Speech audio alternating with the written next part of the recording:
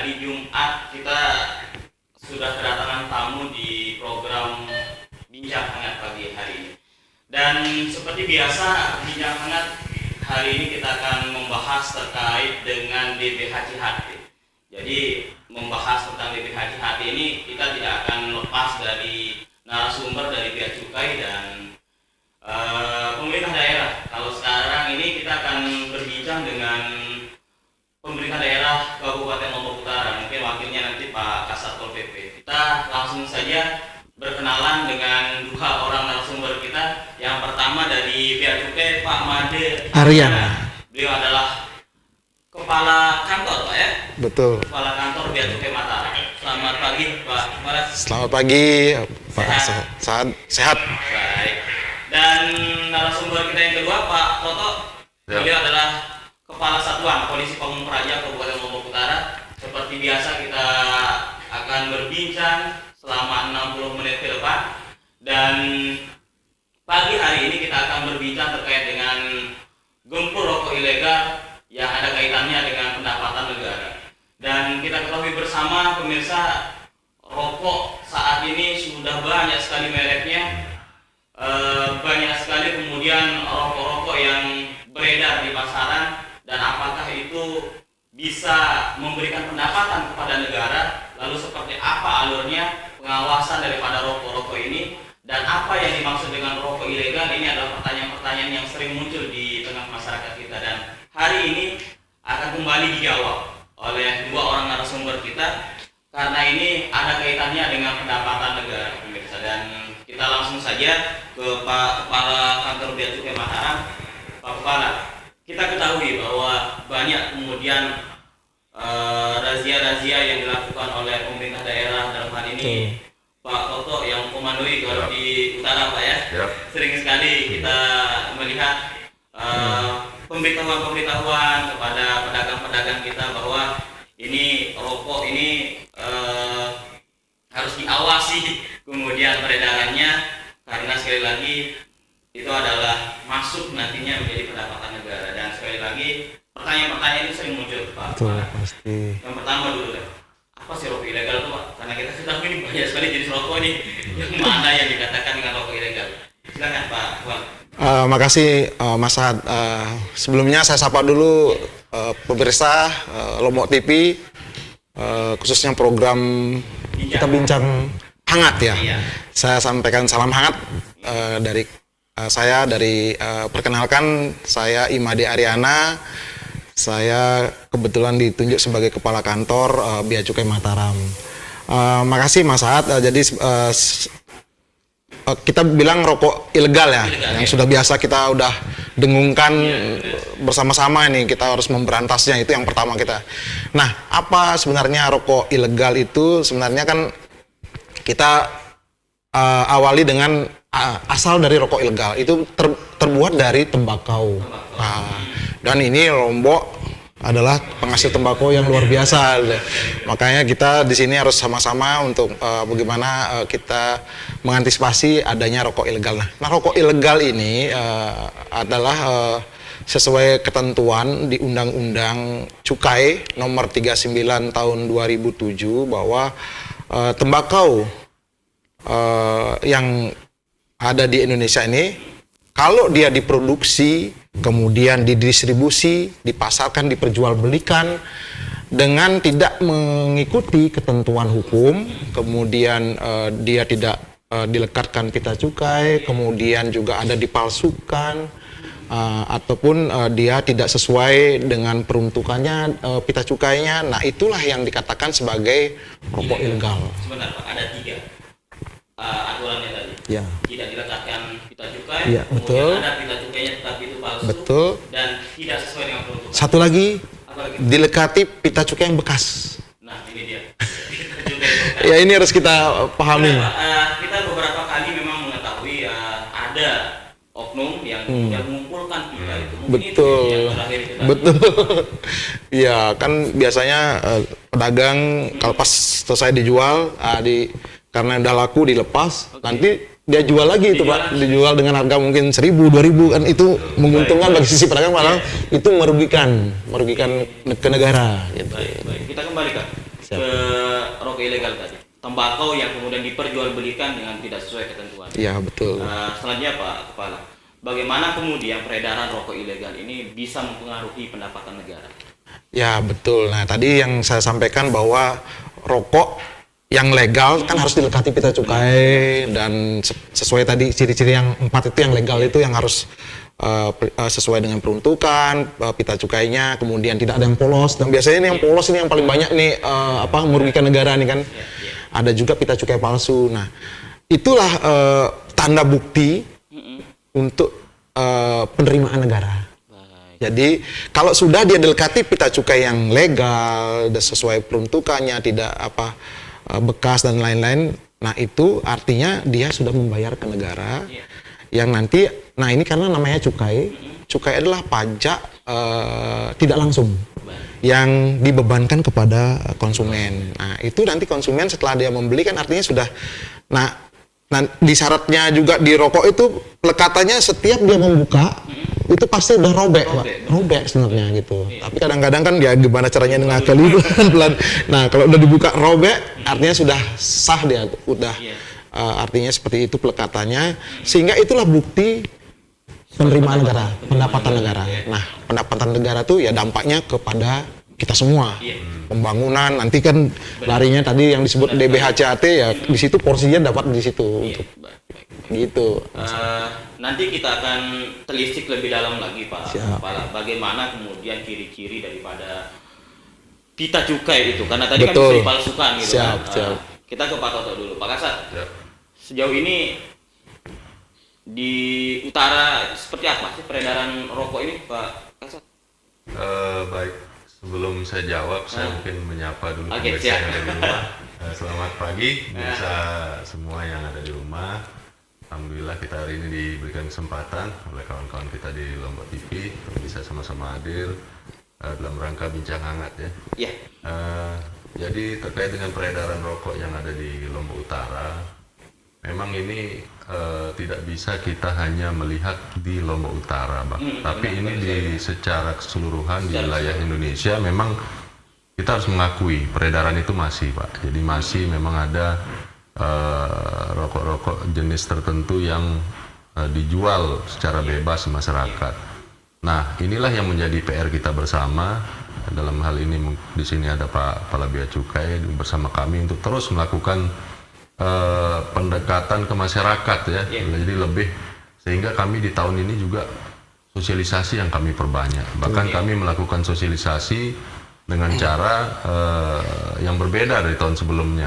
Jadi di tahun ini kami menggunakan program-program kegiatan kebudayaan, ada fashion show, ada presean, kemudian ada lomba dayung sampah dan lain-lain. Nah, kami mengambil langkah-langkah seperti itu untuk bisa mendekatkan diri ke masyarakat dan menciptakan kesadaran itu di masyarakat gitu, sehingga bisa nanti membantu pemerintah dalam rangka mengurangi peredaran rokok ilegal seperti itu. Di Lombok Utara Pak, tadi disampaikan bahwa peredaran rokok ini bukan hanya di Lombok Utara, secara umum di seluruh Nusantara kita. Kita merujuk ke Lombok Utara, seperti apa kemudian peredaran rokok ilegal ini? Kalau Pak Kasat beberapa kali turun ke lapangan memberikan sosialisasi seperti tadi disampaikan, banyak sekali caranya Pak Kepala. Kemarin ada presean, ada dayung sampah di Pantai Medana kemudian ada lagi beberapa pentas wayang kulit juga di lapangan Tanjung sering dilakukan. Artinya masif sekali sosialisasi yang dilakukan oleh pemerintah Kabupaten Lombok Utara. Seperti apa Pak kemudian peredarannya? Apakah sehingga masif sekali disosialisasi untuk menggempur rokok ilegal ini kalau di Lombok Utara Pak? Ya, artinya kalau dari data, kita berbicara data gitu. Jadi kami setiap tahun juga tim surveillance kami tetap turun ya ke lapangan. Jadi tim surveillance ini juga bekerja menggunakan data dan memantau secara keseluruhan aktivitas peredaran dan mana toko-toko atau tempat lain yang masih menjual itu. Dan kami melihat memang ada pergeseran kalau di tahun kemarin itu kita melihat di wilayah Bayan yang banyak menjual. Nah, sekarang beredar ke wilayah Kayangan yang agak masif.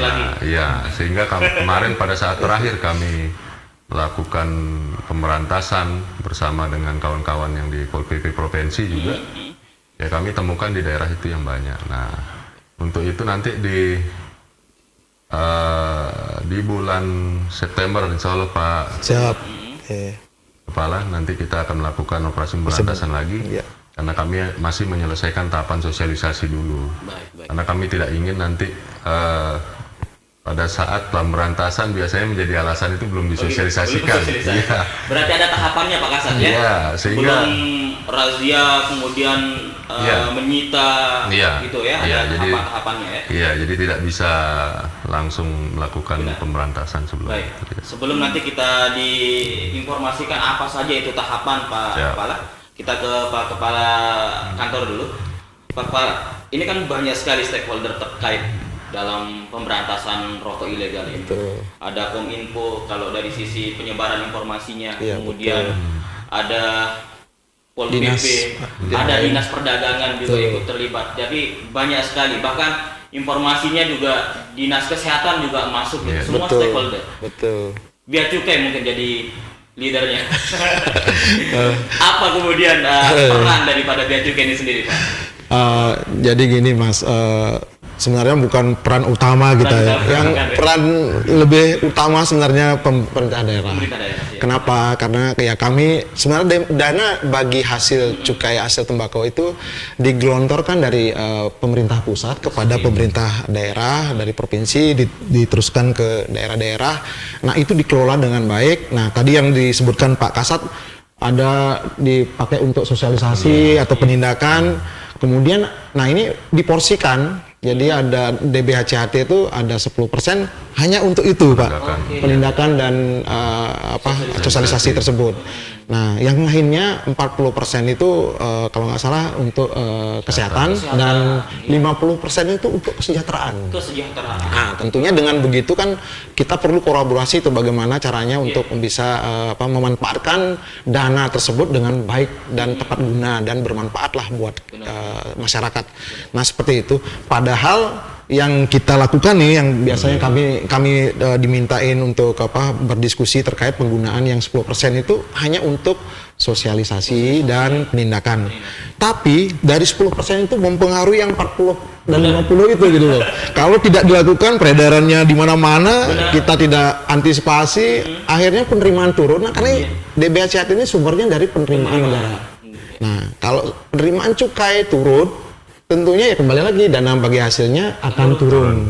Nah, sehingga ya program-program dari pemerintah setempat akan ya keteteran karena tidak ada dana kan untuk kita lakukan pendanaannya. Nah seperti itulah makanya kita berkolaborasi. Kami tentunya siap untuk mendukung teman-teman dari pemerintah daerah untuk sama-sama kita perangi rokok ilegal, karena inilah kembali lagi saya tegaskan bahwa dengan kurangnya penerimaan kita berkurang ini dengan adanya rokok ilegal itu sangat tidak bagus lah untuk kita. Di samping dampak yang lainnya, ya, kalau adanya peredaran rokok ilegal ini, nah usaha yang legal akan mati itu Pak.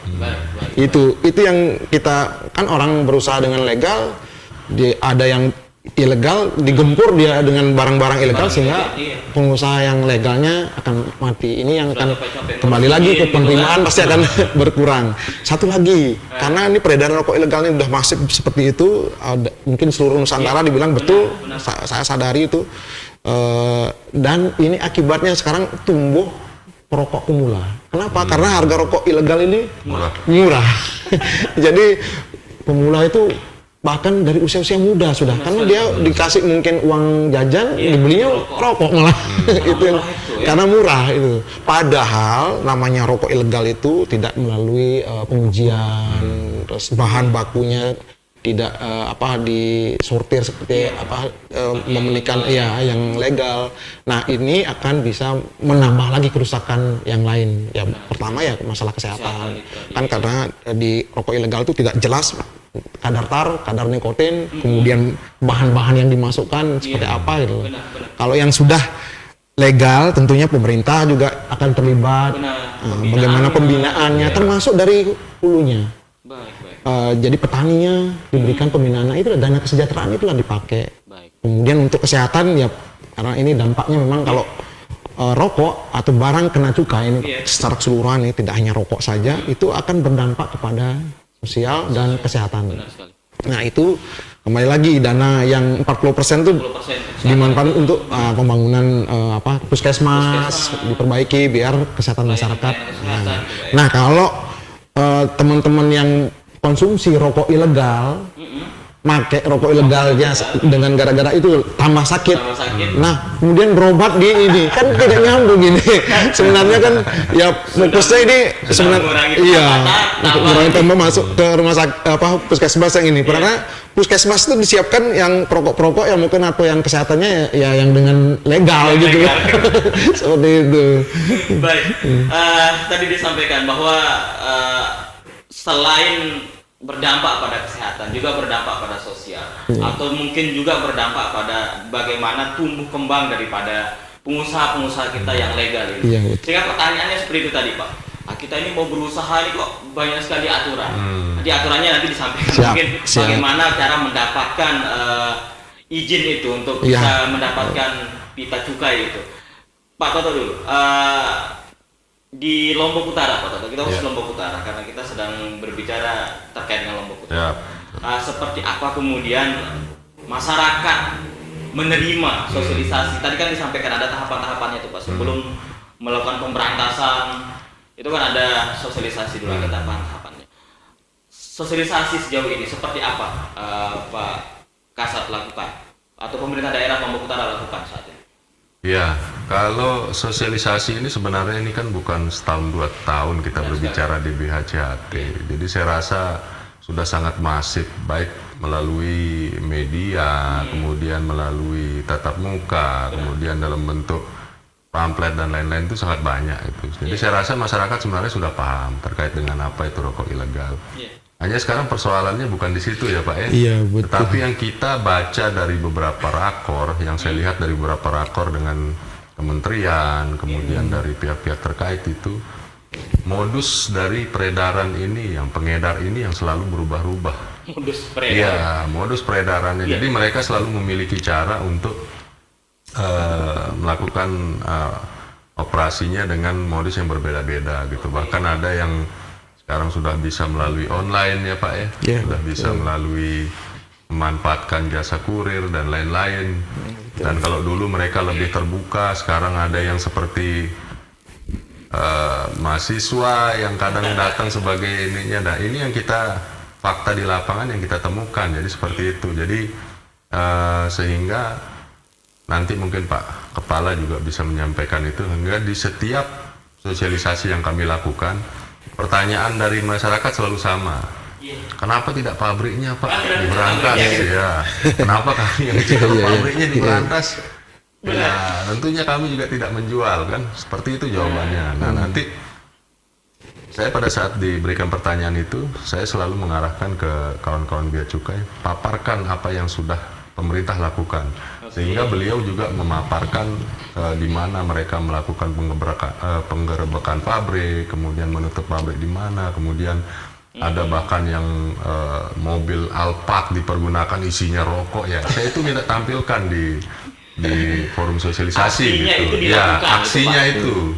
Ya? Ya, artinya itu sudah dilakukan semua gitu loh. Jadi bukan tidak pernah dilakukan, tapi karena modusnya selalu berubah-ubah sehingga. Dan kemudian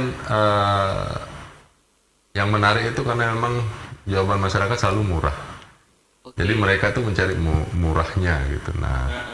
Nah ada di beberapa kawasan yang dulunya mungkin kalau pemirsa juga tahu apa rokok lintingan di Kabupaten Lombok Utara, rokok dalam kemasan itu namanya produknya selingkuh dulu. Selingkuh, ini benar. Ya, saya tidak buat-buat ya. Jadi kami temukan itu pada saat operasi. Ya, operasi bukan di linting. Tidak ada pita cukainya. Tidak ada pita cukainya, tapi dia bukan rokok linting, tapi dalam bentuk kemasan. Rokok yang ini diberi merek. Jadi itu dijual bebas di pasaran, di pasar-pasar umum yang ada Lombok Utara. Dan ini kami temukan 3 tahun lalu sebagai rokok ilegal. dan kami operasi, kami tertibkan semua, kami cari pedagangnya segala macam, dan alhamdulillah di tahun ini sudah legal. Oh, sudah legal Ya, sekarang? Bapak Tidak bisa tutup cek di gitu ya? pasar-pasar sudah legal itu. Namanya pun selingkuh tetap, Iya, Pak. namanya Tetap ya. Iya. Nah, sehingga itulah cara-cara kami bagaimana kita mendorong masyarakat ini untuk memiliki izin juga sebenarnya gitu. Silahkan berjualan tapi miliki izin yang legal. Artinya kan ini kesadaran, Pak. Iya, kesadaran itu yang harus kita bangun. Nah, seperti apa kemudian cara Pak Kasat dan jajaran untuk menumbuhkan kesadaran ini, Pak? Ya, salah satunya memang dengan paling efektif dengan cara sosialisasi itu. Dan kemudian yang kami dorong untuk di tahun ini adalah, di tahun kemarin dan tahun ini adalah bagaimana mengupayakan produk rokok dari Lombok Utara sendiri yang muncul. Nah, di sini sudah ada kebetulan ada tiga yang mengajukan, 3 merek, 1 yang sudah keluar izinnya dari Bea Cukai. Nah, kami dorong itu untuk tumbuh industrinya di Lombok Utara, sehingga nanti dengan ada rokok murah dan enak di Lombok Utara bisa menggeser produk-produk yang ilegal dari luar ini, ya, seperti itu. Tadi pasti ada tahapannya untuk mendapatkan pita cukai itu, Ya, Pak Kasat ya. Sebelum dijawab itu Pak Kepala Kantor, apa kemudian cukai itu, Pak? Ya, tadi sudah saya sedikit singgung lah. Cukai itu adalah penerimaan negara yang dibebankan kepada barang kena cukai. Ya, barang kena cukai ini apa? Ya, barang yang memiliki karakteristik tertentu. Nah, salah satunya tembakau. Ya, cukai itu sebenarnya ada 3 nih ya. Biar saya juga jelaskan ke pemirsa biar tahu nih. Pertama ada cukai etil alkohol. Nah, kedua ada minuman mengandung etil alkohol. Yang beredar baik itu impor dan lokal. Ya. Kemudian yang ketiga adalah cukai hasil tembakau. Nah, ini yang saya bilang nih yang kita lagi gempur di sinilah, khususnya di pemerintah provinsi NTB ini ya. Nah, di cukai ini bagaimana kita biar bisa mendapatkan perizinannya, ini sebenarnya sangat mudah ya Pak Toto. Sangat bukan kami juga yang kami itu hanya di ujungnya. Jadi di awal itu dari pengusaha bisa ke pemerintah daerah untuk perizinan Pak Kasat ya. Yang penting pengusahanya sudah mungkin dapat asistensi, hanya menerbitkan NIB, nomor induk berusaha. Nah, dari nomor induk berusaha inilah mereka bisa mengajukan ke Bea Cukai untuk bisa mendapatkan namanya NPPBKC. Nah, apa itu NPPBKC? Nomor pokok pengusaha barang kena cukai. Nah, termasuk yang tadi yang saya bilang ada EA, dia harus wajib NPPBKC. Ada minuman mengandung juga harus NPPBKC, dan termasuk cukai dari hasil tembakau. Ini yang sangat prinsip lah untuk mengajukan perizinan cukai. Termasuk itu baik itu penjual, kemudian distributornya, kemudian termasuk juga importir. Importir kalau misalnya kan tadi ada dibilang peredaran rokok, kok ada juga rokok yang dari luar beredar di kita. Nah, sebenarnya ini ada importir yang harus memiliki izin NPPBKC sebagai importir hasil tembakau dan lain-lain. Nah, seperti itu tentunya proses perizinan ini di kami setelah mendapatkan NIB itu tentunya silakan datang ke kita akan asistensi lagi di sana. Nah, proses sudah dipenuhi prosesnya, dan tentunya namanya kalau pabrikan ini yang ada di KLU baru 1 kita dorong lagi biar bisa legal semua kan. Siapa tahu ada juga di sana pabrikan yang belum memiliki NPBKC. Ya, kita dengan bantuan dari pemerintah setempat dengan perangkat desa ataupun perangkat daerahnya berikan sosialisasi. Ayo. Nah, setelah mereka paham harus memiliki izin, sehingga perizinan ini dengan kita juga asistensi dari Bea Cukai nanti akan kita lakukan proses verifikasi untuk mendapatkan izin tersebut. Setelah dia memenuhi dari NIB, kemudian lokasi itu minimal 200 meter persegi. Itu harus dia siapkan. Itu pabriknya, Pak? Iya, pabriknya. Harus ada batas-batasnya yang jelas. Ya, karena ini kan kembali lagi cukai ini suatu apa yang memiliki karakteristik tertentu yang berdampak ke sosial, ke lingkungan, ke kesehatan. Nah, kalau tidak berikan batas-batas jelasnya, takutnya di sebelahnya ada sekolah, ada juga tempat ibadah. Nah, itu juga ini akan mengganggu masyarakat. Jadi nah, masuk nanti jadi persyaratan. Persyaratan. Nah, setelah kita cek, mereka harus mengajukan tahap pertama namanya sekarang dengan pemberkasan. Nah, di situ kita pelajari pemberkasannya. Kalau sudah memenuhi pemberkasannya dan sudah sesuai dengan ketentuan, nah, baru kita tahap kedua. Ini pokoknya prosesnya kita ada janji layanan. 14 hari bisa jadi langsung. 14 hari itu garansi. Ya, 7 hari dia pemberkasannya selesai, 7 hari dengan tahap kedua. Di tahap kedua tuh mereka harus menyampaikan ke kita, presentasikan proses bisnisnya. Nah, di situ kita ngelihat apakah dari sisi manajemennya ada. Kan ini kan nanti namanya izin, dia harus memiliki proses yang dia harus lakukan, entah itu dokumentasinya, dia harus pelaporan juga. Nah, ini siapa bertanggung jawab di sini? Nah, itu di situ kita tahu dari dia presentasi ke kita terkait dengan proses bisnisnya. Nah, setelah itu kalau kita sudah menyatakan dari pengusaha ini layak mendapatkan perizinan, baru kita terbitkan NPPBKC gitu. Selama proses itu, bagaimana kemudian komunikasi yang terjalin antara bea cukai dengan pemerintah daerah, Pak? Tentunya ya kita selalu komunikasi nih dengan pemerintah daerah. Setelah dia mendapatkan izin pun kita terus asistensi, Pak. Asistensi, dan tentunya kami tim juga pasti akan turun mengingatkan, karena ini memang awalnya kalau sudah memiliki izin kan mereka ada kewajiban-kewajiban pelaporan dan segala macam. Nah, pelaporan itu kalau dia tidak ikutin akan kena sanksi itu. Bahkan terakhir dicabut lagi izinnya. Susah lagi itu. Karena ada beberapa tempat di sini kami lakukan seperti itu. Karena memang ini harus memang kita lakukan sama semua gitu.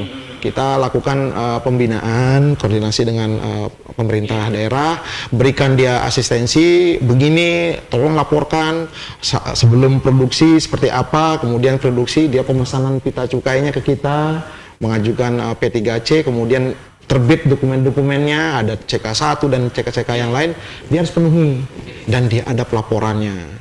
Karena ini kita harus sama-sama mengawasi nih, Pak. Dari sisi Pemda mengawasi, kalau dia sampai ya pesan pita cukai tapi tidak produksi, itu udah salah tuh. Bisa-bisa pita cukainya dipakai oleh orang lain gitu. Nah, itu lagi kembali di syarat-syarat yang ilegal tadi itu, ciri-cirinya dia tidak dilekati pada peruntukannya, sesuai peruntukannya. Misalnya dia pesan pita cukainya yang isi 12 dia pesan dilekatkan di isi yang 20 mungkin atau 16 itu. Nah, seperti itu udah ada kerugian negara. Seperti itu. Ya, makanya kita terus tidak dilekatkan pada tempat yang ini yang seharusnya. Jadi sekali lagi ada 3 bentuknya itu aturannya. Empat tadi. Tidak memiliki pita cukai polos. Itu kalau secara persentase di Lombok Utara, Pak Kasat, mungkin setelah ada razia-razia dilakukan, penindakan dilakukan, itu kalau presentasinya lebih banyak yang mana, Pak Kasat? Yang polos kah, atau yang dilekatkan tidak pada tempatnya, atau memakai yang bekas, pita bekas kemudian dipakai lagi, atau seperti apa temuan dari Pol PP Lombok Utara?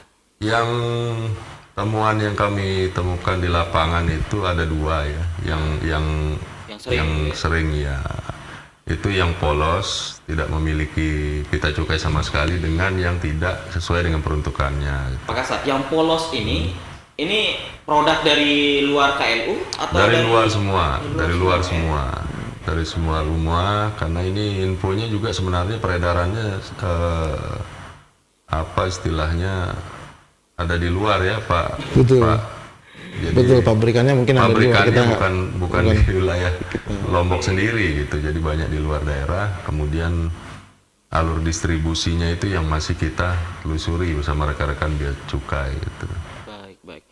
Pak Kepala, Pak Kasat, kita berbincang terkait dengan apa itu cukai, apa itu pendapatan negara dari rokok ini, dari hasil tembakau ini. Kemudian peruntukannya juga tadi sempat kita singgung dari untuk kesehatan dan untuk kesejahteraan. Di season yang kedua ini nanti Pak Kepala, kita mungkin akan lebih banyak berbicara terkait dengan pemanfaatan daripada dana bagi hasil ini. Tadi disampaikan ada kesehatan dan ada kesejahteraan. Tentu saja kita tidak ingin beredar informasi atau anggapan masyarakat bahwa apa yang dilakukan oleh pemerintah saat ini, gempur rokok ilegal ini akan merugikan masyarakat atau dalam hal ini mungkin pedagang kecil. Tadi disampaikan kenapa ada pabriknya yang ditutup Pak. Kita akan kembali dengan perbincangan itu, pemirsa jangan kemana-mana, tetap bersama kami di Bincang Hangat. Akan kembali setelah jeda iklan berikut. Yang kemana? Oke Pak, tetap.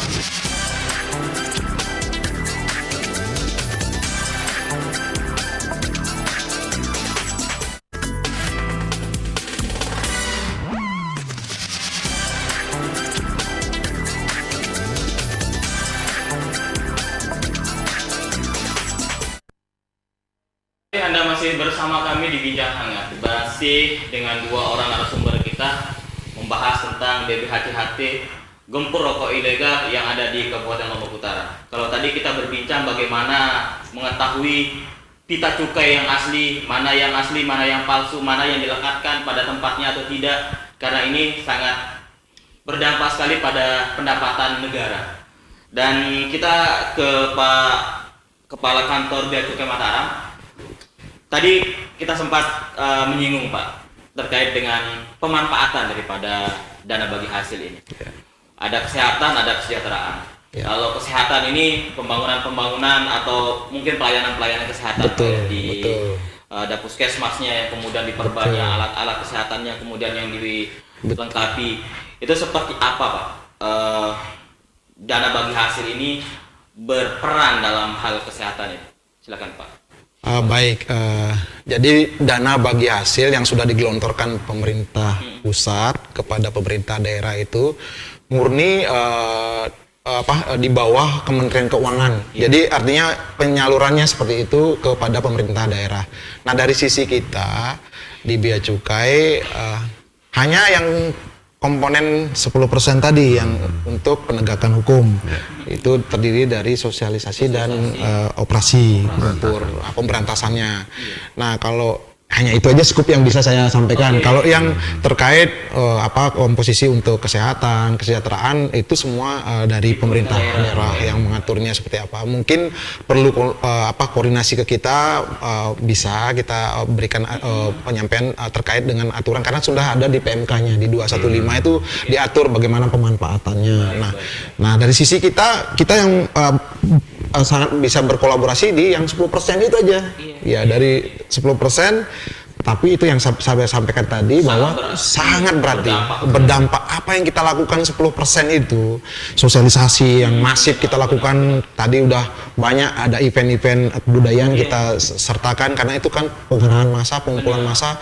Di saat itulah kita sampaikan, dan tidak hanya juga ke massa, kita juga sampaikan ke aparat dari Pemda, dari terutama dari ASN, dari Satpol PP kita, karena biar memahami ini namanya rokok ilegal, cirinya seperti ini.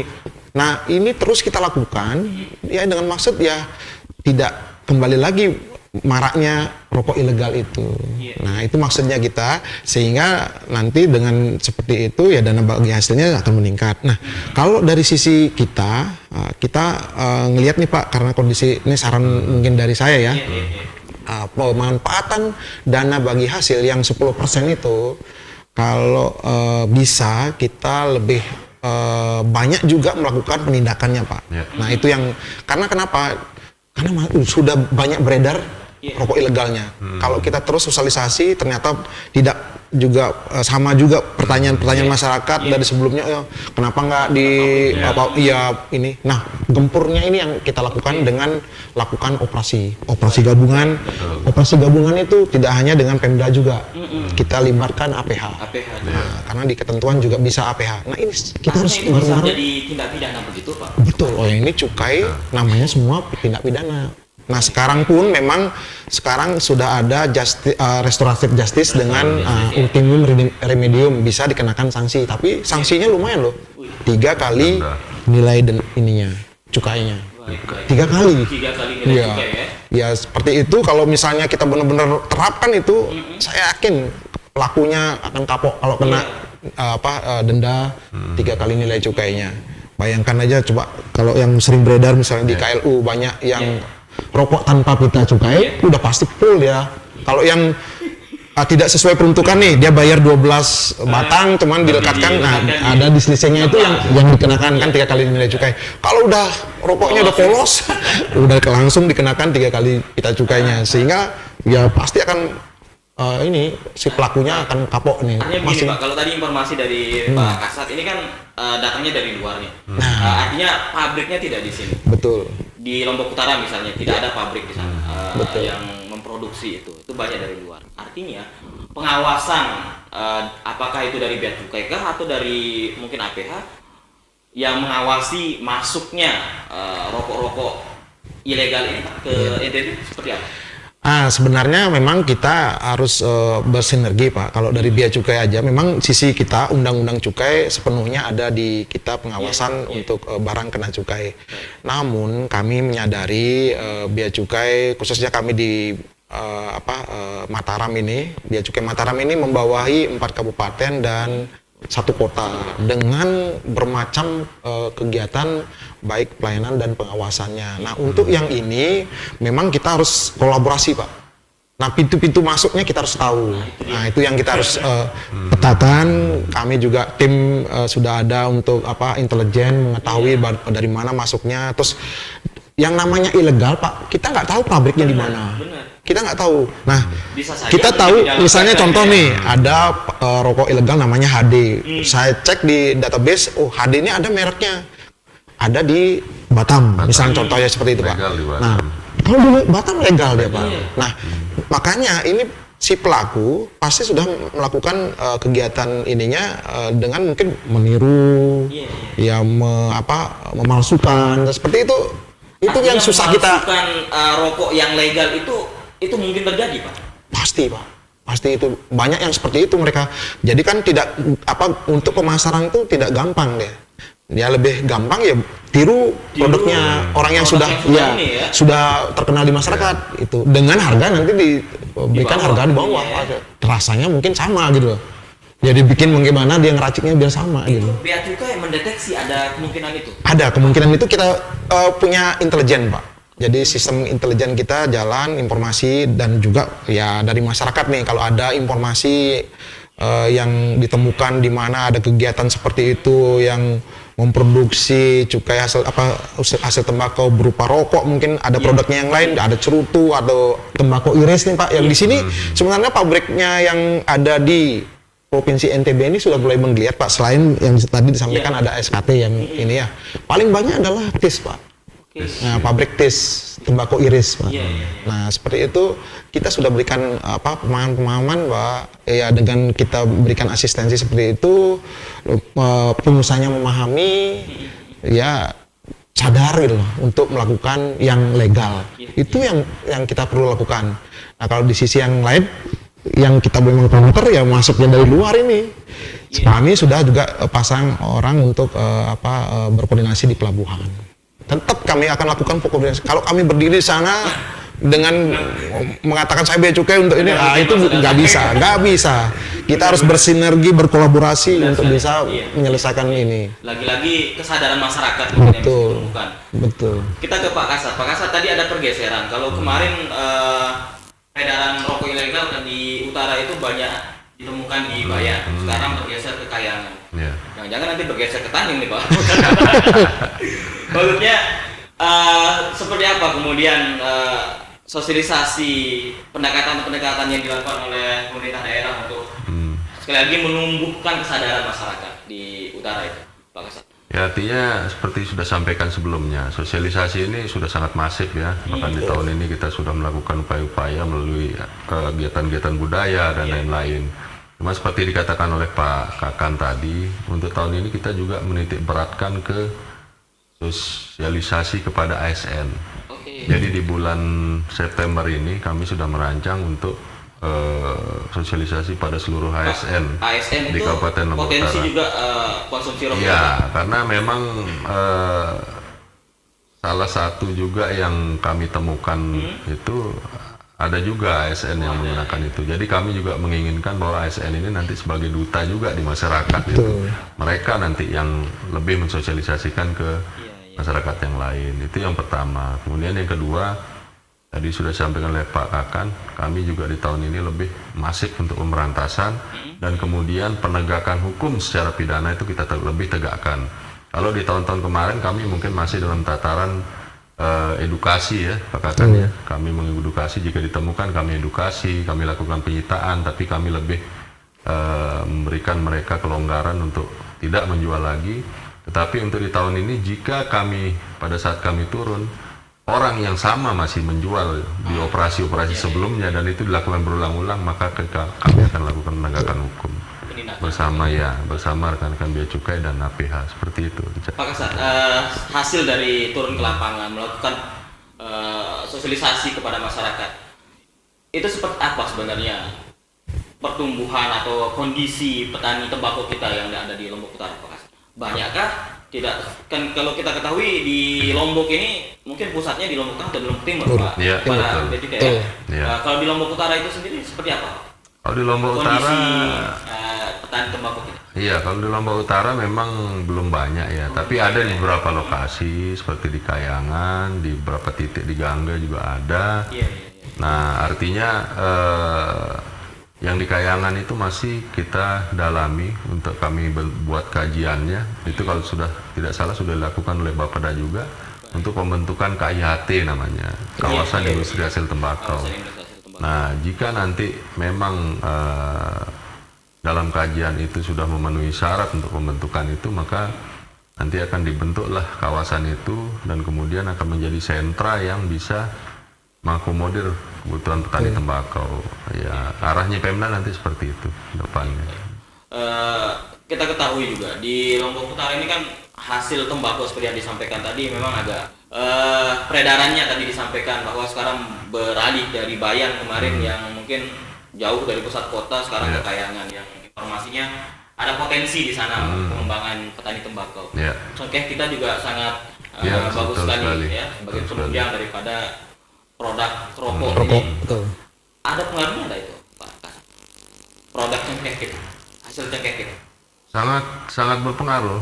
Artinya sekarang mungkin sedikit saya ulas terkait dengan bagaimana yang kesejahteraan masyarakat tadi ya. Jadi ada 50% untuk kesejahteraan masyarakat. Sebenarnya ini sudah ada dinas pengampunya juga, itu di Dinas Pertanian, kemudian ada di Dinas Perindatkop. Nah, di dua dinas ini mereka juga menyediakan bantuan-bantuan, kemudian pelatihan-pelatihan, kemudian untuk bisa mengakomodir para petani tembakau. Nah, sehingga pada saat sosialisasi itu juga yang saya selalu sampaikan ke masyarakat, bagaimana cara masyarakat mengakses dana ini gitu ke dua dinas ini.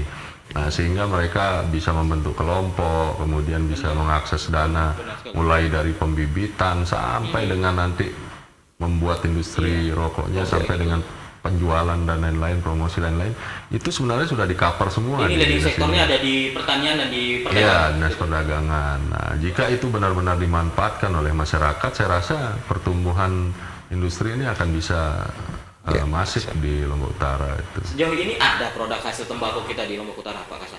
Ada. Ya, seperti saya sampaikan tadi, yang sudah resmi baru satu itu ya? Yang dua lagi masih dalam proses pengajuan. Ya. Atau mungkin ada sudah dicatat-catat ada potensi-potensi lain mungkin yang ada banyak. Jadi industri rumahan yang banyak kalau di Lombok Utara. Industri rumahan. Itu bisa nantinya jadi produsen rokok. Sangat bisa karena rata-rata juga dari undangan sosialisasi yang kami hadirkan itu memang sasaran kami juga ini industri rumahan, kemudian para pedagang dan para pelaku-pelaku lah yang terlibat dalam industri tembakau ini, seperti itu. Baik.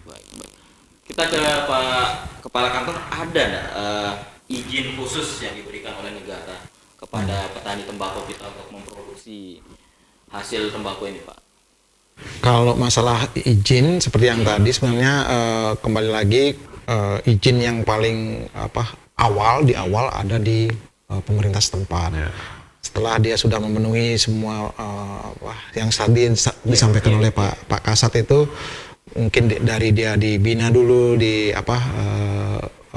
asistensi sehingga dia siap, makanya kita yang akan mengasistensi untuk mendapat izin NPPBKC tadi. Dengan prosesnya tentunya tadi ya dia punya harus NIB, kemudian kita lakukan dia asesmen terkait proses bisnisnya, dan kalau sudah layak ya itu ini yang menjadi izin dari yang kita berikan itu NPPBKC. Baik, artinya pemirsa kita mungkin nanti di kesempatan yang berbeda kita bisa menghadirkan kepala dinas pertanian, mungkin ya, betul sekali. Atau mungkin juga kepala dinas kesehatan untuk menjelaskan seperti apa pemanfaatan daripada 90% Pak, kesehatan 40%, kemudian ada 50% untuk kesejahteraan.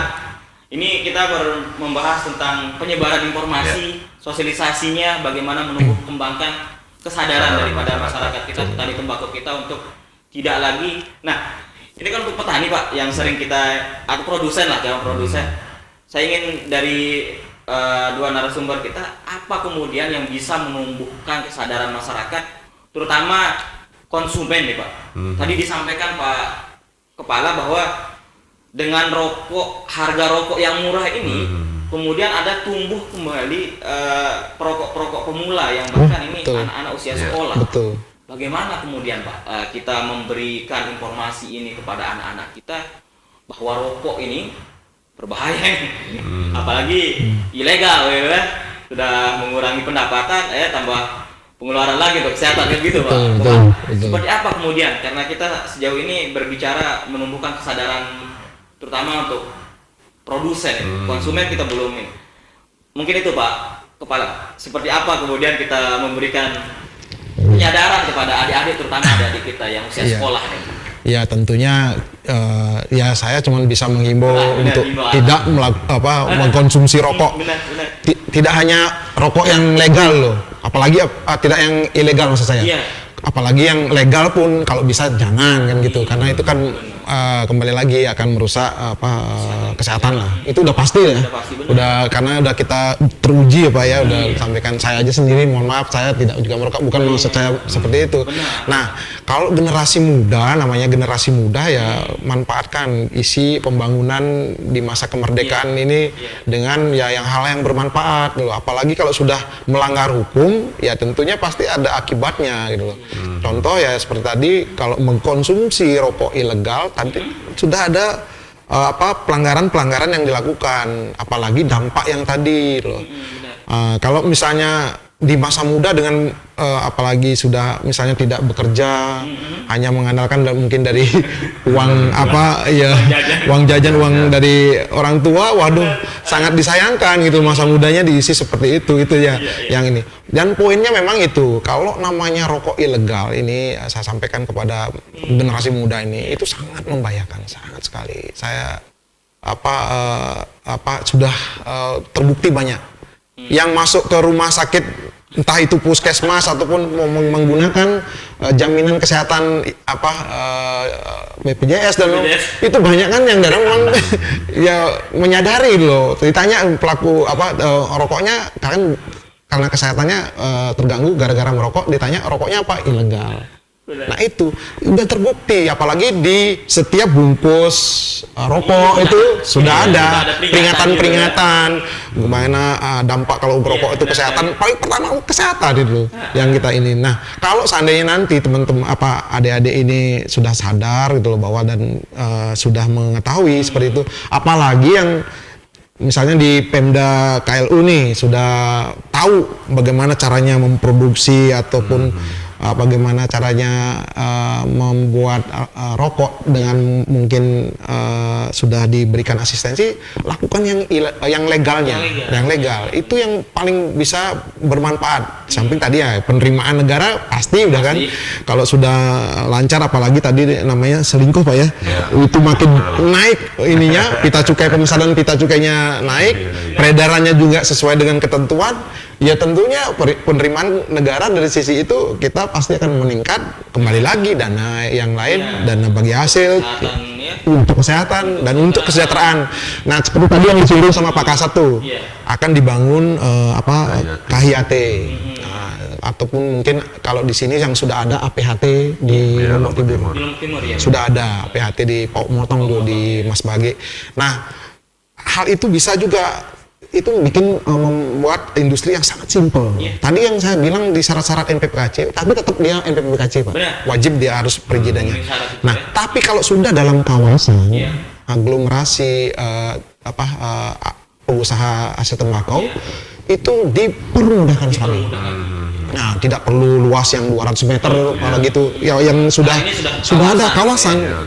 Dia hanya datang ke sana sudah disiapkan dari pemerintah dari hasil dari DBHCHT itu sehingga mereka tinggal berusaha aja kan sudah dibekali ilmu entah dari dinas-dinas yang terkait sudah memberikan asistensi sudah memberikan pembekalan sehingga dia paham ini cepat nih kalau misalnya jalan karena kan kita ini konsumsi rokok untuk di Indonesia ataupun di Lombok ini masih tinggi loh.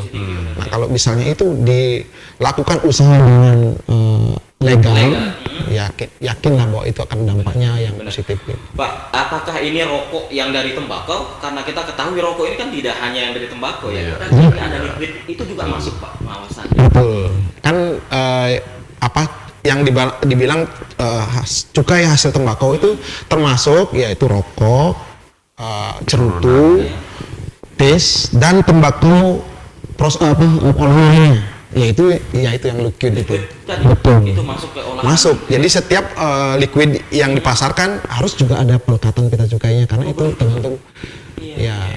Kembali lagi cukai itu sifatnya adalah untuk membatasi barang peredarannya yang merugikan masyarakat karena memiliki karakteristik tertentu itu termasuk dampak lingkungan, dampak kesehatan dan lain-lain. Nanti juga mungkin teman-teman pemirsa ini tahu sekarang ada perdebatan bahwa nanti tiket penjualan akan dikenakan kan itu baru wacana ini. Yang ini pun deterjen, ban akan bisa jadi objek cukai Pak. Gitu. Baik Pak. Karena kita ke liquid tadi. Ini agak ada potensi itu dipalsukan penjualan itu. Sama halnya dengan rokok ilegal yang tadi ciri-cirinya bisa saja ditempel yang palsu ataupun tidak dilengkapi pita cukainya ataupun tidak sesuai jumlahnya kan biasanya yang sering di sini rokok sih karena memang rokok dan tembakau iris. Biasanya tembakau iris itu dilekati ininya 100 gram tapi di kemasannya ditimbang, kita timbang biasanya baru ketahuan itu bisa sampai 300 gram misalnya gitu. Udah ada 200 gram yang hilang itu untuk penerimaan gitu. Seperti itulah ini. Pasti memungkinkan itu. Karena orang biasanya gitu melakukan bisnis mungkin dengan tidak jujur seperti itu. Pak Kasat di Lombok Utara pernah menyasar liquid ini? Kalau liquid pernah. Cuman tidak banyak. Tidak banyak tidak banyak. Masih kita data per kecamatan 1 sepertinya ada. Artinya potensi untuk dipalsukan atau ditempelkan pita yang tidak sesuai itu kalau potensi selalu ada, tapi belum pernah kami temukan. Karena rata-rata peredaran liquid ini memang dia sudah lebih tertib ya Pak Kakannya. Kalau liquid ini dia sudah ada tempat pembelian khusus yang memang selalu ada pita cukainya gitu dia. Kalau itu ada potensi bisa diproduksi di daerah, misalnya liquid itu agak ini ya. Agak sulit sepertinya. Saat ini belum rokok biasa belum. Jadi lebih kepada ini tembakau. Tembakau. Baik Pak Kepala, Pak Kasat, waktu kita yang membatasi.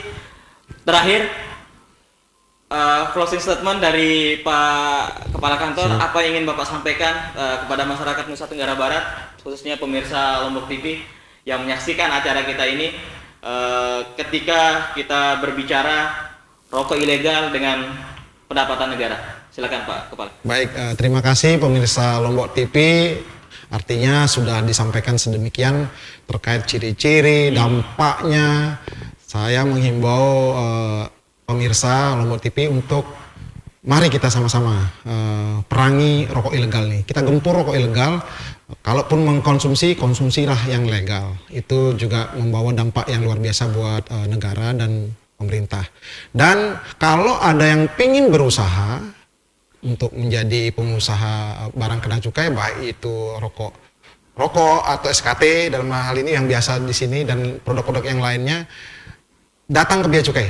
Kita sangat welcome, berikan asistensi, walaupun baru cuman di benak, baru niat datang ke Bea Cukai, nanti akan kami nanti untuk perizinan akan kami serahkan di awal mungkin dari Pemda seperti apa, kita asistensi. Kalau sudah mau legal itu pasti kami akan dukung gitu. Dan jangan lupa kalau kami di kantor kami yang ada di Mataram, di Jalan Yos Darso 14 sangat terbuka, akan melayani dengan sepenuh hati buat semua yang datang meminta pelayanan. Tidak hanya untuk menjadi pengusaha barang kena cukai, juga misalnya masalah ekspor dan impor, silahkan datang ke kantor kami. Dan semua pelayanan kami adalah 0 rupiah, tidak ada pungutan sama sekali. Itu yang penting. Dan hati-hati juga kami sampaikan pemirsa, banyak sekali ada penipuan-penipuan mengatasnamakan Bea Cukai. Tolong diatensi, jangan sampai ada penipuan-penipuan kena ke rekan-rekan sehingga itu merugikan juga untuk kita. Mungkin itu yang bisa saya sampaikan. Terima kasih. Terima kasih Pak Kepala Kantor Bea Cukai Mataram. Pak Kasat, apa yang disampaikan mungkin khusus untuk warga kita yang di Lombok Utara? Silakan. Baik, terima kasih untuk seluruh pemirsa Lombok TV dan kawan-kawan yang ada di Lombok Utara. Kalau saya singkat saja, mungkin tadi sudah banyak disampaikan oleh Pak Kakan. Kalau saya singkat, kita sebagai warga negara Indonesia yang baik, artinya berkewajiban untuk mendukung program pemerintah. Dalam artian bagaimana kita mendukung pemerintah untuk memberantas rokok ilegal dan kemudian paham apa itu penerimaan daerah yang diperoleh dari cukai tembakau, sehingga penerimaan daerah ini akan kembali bermanfaat kepada masyarakat sendiri. Nah, mungkin pemirsa banyak yang tidak menyadari bahwa sudah menerima manfaat dari cukai tembakau ini, tapi tidak tahu ini dari mana uangnya. Ya, salah satu yang saya sampaikan misalnya ambulan desa. Kemudian BPJS Kesehatan. Nah, ini sebenarnya dibayarkan oleh dana bagi hasil cukai tembakau. Nah, artinya dengan kita membantu pemerintah pusat maupun pemerintah daerah dalam menggempur rokok ilegal ini, ya kita dengan sendirinya juga akan menerima manfaat balik yang lebih banyak lagi dengan dari dana bagi hasil cukai tembakau. Mungkin seperti itu. Baik, terima kasih Pak Kepala Kantor, Pak Kasat. Terima kasih dan pemirsa, itu dia obrolan kita, bincang kita pada pagi hari ini. Kalau kita tidak bisa memberikan manfaat kepada negara kita, paling tidak kita tidak memberikan masalah dengan dengan kesehatan kita, dengan kesejahteraan kita kepada negara ini. Mungkin seperti itu. Dan pemirsa, terima kasih atas kebersamaan Anda. Bincang hangat kembali pada episode selanjutnya dengan bintang tamu yang lain yang dengan tema-tema yang berbeda tentunya. Terima kasih atas kebersamaan Anda. Wassalamualaikum warahmatullahi wabarakatuh. Sampai jumpa.